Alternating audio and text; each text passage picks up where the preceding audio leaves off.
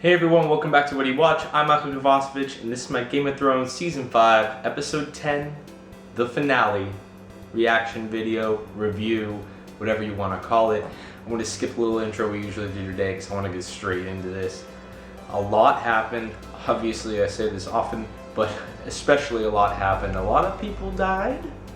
A lot of people got maimed. A lot of people jumped off of walls into apparently really deep snow. Okay, like I'm just saying. Also, stick around to the end of the video. I'm going to do some season 6 predictions. I'm probably going to throw them in as I go through this because there's a lot of information that kind of left us hanging. So let's get started. Stannis had a really bad day. Let's do a little recap. So it started off kind of a bright note. Oh, the snow's melting, my lord. We sacrificed your daughter and now everything's melting. It's all good. And then the sellswords leave. And then he's like, oh crap. Well, there's nothing worse than mutiny. And until you see your wife hanging from a tree. And he's like, well damn, at least I have Melisandre. My lord, Melisandre was seen riding north. Damn. Well, they don't know we're coming, so we still have a surprise, right? All right, guys, we're going in. All right, prepare for the siege. We're gonna do the siege in the morning. So there's not gonna be a siege. Fuck. And then to cap it all off, Brienne shows up, and she finally, after many seasons, gets revenge for Stannis killing Renly. Pretty good ending. Stannis kind of knew his time was up. I mean, when you have that bad of a day, you know shit's gonna go wrong. All right, you know you're done, right? There's no coming out of that. Speaking of Sansa, since I mentioned Sansa with putting the candle up and finally calling for help, and of course Brienne's not there. She's too busy getting revenge, which is kind of a common thing we see in this episode. But Sansa and Reek escape from the Bolton stronghold at Winterfell. Ramsay's bitch, I never know her name, I just know Ramsay's bitch. She's about to put arrows into Sansa, not kill her, because they need to make them babies, but trying to put some arrows in Sansa. And Reek gives her the good old Darth Vader Emperor into the Death Star toss and throws her down on the other side of the wall where there is actually some ground and her head splatters. And then they decide to jump on the other side of the wall, which apparently has like at least 20 feet of snow or 10 feet of snow or enough freaking snow to where they can jump from that high up and be okay. Or do they just commit suicide? Wouldn't that be a funny opening to season 6? Just a pan of Winterfell and then you just see Reek and Sansa just dead in the snow. Wouldn't that just be a big FU? I think it'd be hilarious. So last week I talked a lot about how things are going to get shooken up when Marcellus and Jaime and Bronn and Trystane all return to King's Landing. Well, they're not all making it. And at this point, I would probably turn around. Some people were saying, oh, they're not going to turn around because they'd be screwed or whatever. But Marcella gets poisoned. Her and her father have this great conversation where she's like, I know you're my dad, and I'm glad, and blah, blah, blah, blah, blah. And I'm like, wow, that's one of the best. I know I just said blah, blah, blah, blah, blah, but it's one of the most heartfelt scenes really we've seen in a while, because it's just that identifying with something that's been such a bad thing to talk about and mention, and that Jaime himself's had a hard time even admitting, even though he knows the truth. And then to have her just take it away right there. Now, I would have loved to see Trystane's reaction, but I guess they're going to save what they're going to do with Trystane until after. Are they going to keep him captive? Because he's probably pissed. He's probably pissed, he had nothing to do with this. He's probably really angry at this. So, I don't know which way it's gonna go. Is he gonna be helping Jaime and Bronn, like, get back at Oberyn's wife? Are they gonna help, is he gonna help him get back? Are they gonna use him as leverage? Like, what's gonna happen? I really don't know. And that's one of the big open-ended questions that I really don't have a prediction for. I don't know which way they're gonna go with it. Speaking of things I didn't really have a prediction for and really didn't expect, Arya. So Arya, the part we did expect, goes, so we get this shot of Sir Meryn beating girls, and it's just, I mean, you didn't really need to paint him as a worse man, but you managed to, right? Game of Thrones creators, you managed to paint him as an even worse man than you had done previously, which I didn't think was possible. But then, when he beats that last girl and beats her, I'm like, I know that's Arya. I know that's Arya. She's gonna put one of the faces on, blah, blah, blah. And she does it. She takes the face off, which was, like I said, I predicted that kind of going into the scene. But at the same time, I was a little surprised that she could already do that. After she stabs the living crap out of Sir Meryn and just basically just goes straight some crap out of Red Wedding. Like, so many stabs to the eye, stabs to the chest, slits the throat. I don't know how that guy was still conscious by the slitting of the throat, but whatever. And after she does all that, she goes back to the House of Black and White, and it was a really trippy scene, okay? A lot going on with the faces and everything. I'm not going to recap that whole thing. All I got to say is what the fuck was happening in that scene.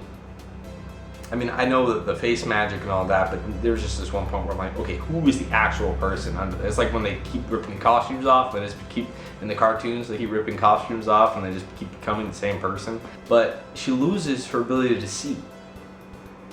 And Jaqen H'ghar says it that if a person who is not known, who wears a face, it's poisonous to them or harmful to them. I'm paraphrasing, obviously.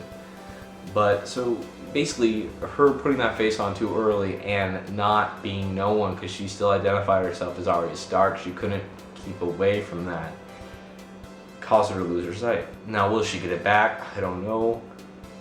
Knowing Game of Thrones, probably not. They're gonna figure out a way for her to overcome the blindness. But there goes our badass. You know, there goes one of our potential badasses. Moving on to Meereen, or at least Meereen and somewhere sort of close to Meereen. Daenerys was riding Drogon away from the big battle that ended that last episode, and he flies her pretty far away from Meereen. We don't know where, obviously somewhere not too far, because she gets captured by a Khalasar. Now remember, she's a Khaleesi, her husband Drogo was a Khal, and the Khalasar is kind of like their big band of, basically their big traveling group of horse riding Dothraki. The question is, what are they going to do with her? We're not sure. Do they know who she is? Do they not? Do they kind of have an idea? Maybe. Are they angry at her? Or are they, are they kind of neutral?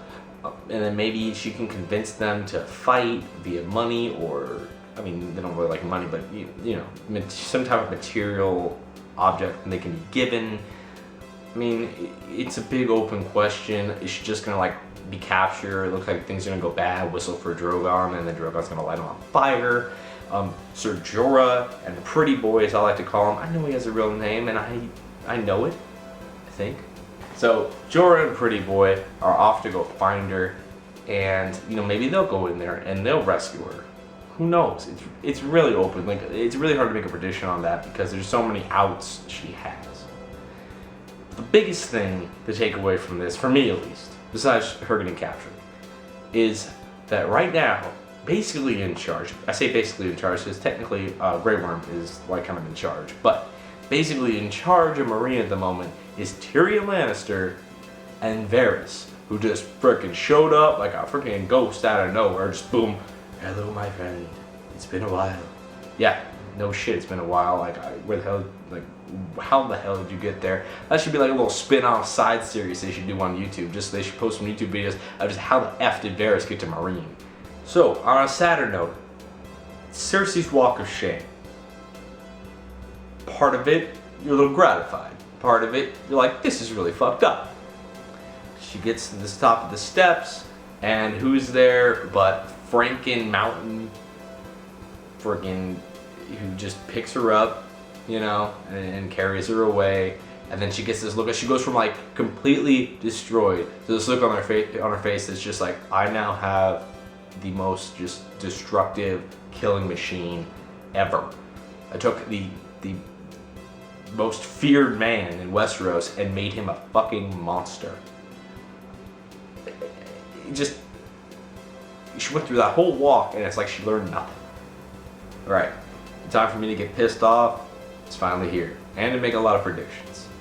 The Wall. I'm skipping straight to it. Jon Snow gets stabbed all up the ass by frickin' Sir Alistair, where the fuck his name is. I forgot his name because I'm so pissed at him. And then on top of that, the person I'm really pissed at, and the whole friggin' internet and Reddit and Twitter and everybody is pissed at, is Ollie. Fuck you, Ollie. You can go to hell. You should have got killed like the rest of your family by the wildlings, you son of a bitch. Okay, that's all we need to know about the Jon Snow thing. He was betrayed, it sucked, it made us all want to freaking just punch our television screen or whatever. Unless you're a book reader, because this does happen at the very end of the 5th book. So right now, everything I'm predicting is not in the books. No one knows what's going to happen here. I'm just going to go off the handle. Now, a lot of people predicted this. It's not like something I came up with. But Melisandre can bring him back, which I hope happens, because that's the best way. And we've seen someone like her do this before, and she talked to him. And we didn't get jack shit from that sacrifice from Shireen. Okay, nothing good happened. Nothing good came except some snow melted from that sacrifice from Shireen. And trust me, the little bit of snow melting was not enough to satisfy what you should get from that kind of sacrifice. So there's still something there. So maybe Melisandre will have the ability to bring Jon Snow back, which is the best idea. Because he'll be normal, he'll be alive again, and obviously he ain't gonna stick around the Night's Watch. That obligation's done. They all betrayed him. Screw that. They can deal with it themselves. He should go off of Melisandre and try to, I don't know, go find Khaleesi, go do some crazy shit. I don't know. Something awesome, because basically his entire storyline to this point is always stuck at the wall. He has to be stuck at the wall. Now he doesn't have to be stuck at the wall because he was betrayed, okay? He was killed.